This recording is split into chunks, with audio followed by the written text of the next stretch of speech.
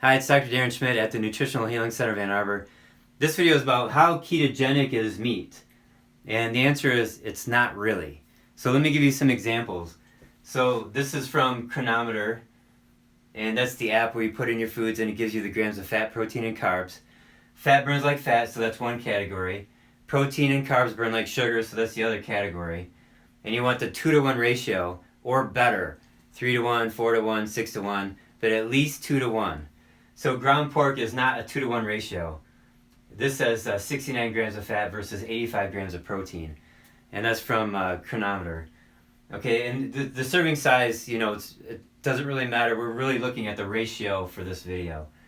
Okay, 80% lean ground beef is 12 grams of fat to 20 grams of protein plus carbs. So it's not a 2-to-1 ratio. It's not a 1-to-1 ratio either.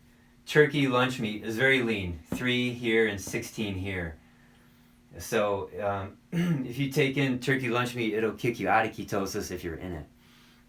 Okay, salmon, 9 grams of fat versus 29 grams of protein plus carbs. Not ketogenic. And salmon is a deep ocean-going fish. It has a lot of fat in it to stay warm and where the water is cold. And it's not very ketogenic. Okay, so bacon from pork, it's the best so far. 8.4 grams of fat versus 8.1 grams of protein plus carbs. Now, if you've been in and out of ketosis on a weekly basis or something for 6 months, you could eat this 1-to-1 ratio and it might get you into ketosis.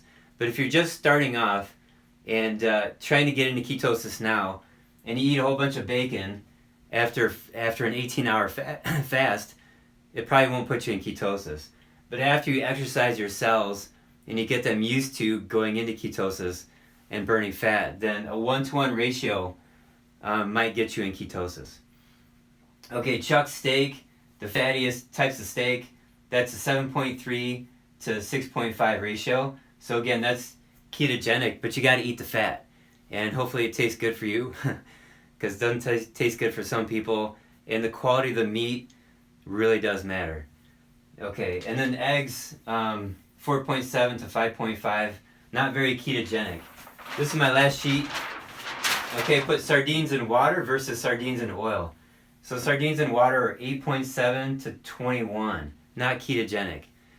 And then, but if you have them stored in oil, it's 10.5 to 23. Again, not ketogenic, not much difference right there. Now, I used to know a guy where we bumped into each other socially a few times. This is many years ago. And we had some conversations about nutrition. He was in a wheelchair. He was overweight. He had some heart problems. And I told him, eat healthy, fatty foods, quality protein, reduce the sugar. And then I remember one time I ran into him at the U of M hospital, University of Michigan Hospital. And he said to me that he was doing so much better. His energy was up. His weight was down. His cholesterol was better. And he was eating 3 cans of sardines per week. And as he's telling me this, he's got a can of Mountain Dew in his hand. And I said, your next step is to get rid of the sugar. But he went to a can of sardines every single day because eating low carb was so good for him. So I'm just saying there is a big difference between eating low carb versus actually eating ketogenically. There's a big difference.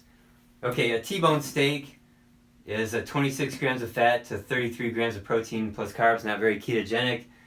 And here's 2 sources for ribeye steak. One resource said it was 37 grams of fat versus 30 grams of protein plus carbs. Another resource said 21 grams of fat versus 38 grams of protein plus carbs. So this resource says it's ketogenic, and this one says it's not. So I'm just telling you there's a big disparity when it comes to different foods and different resources. It's nutrition. It's an inexact science.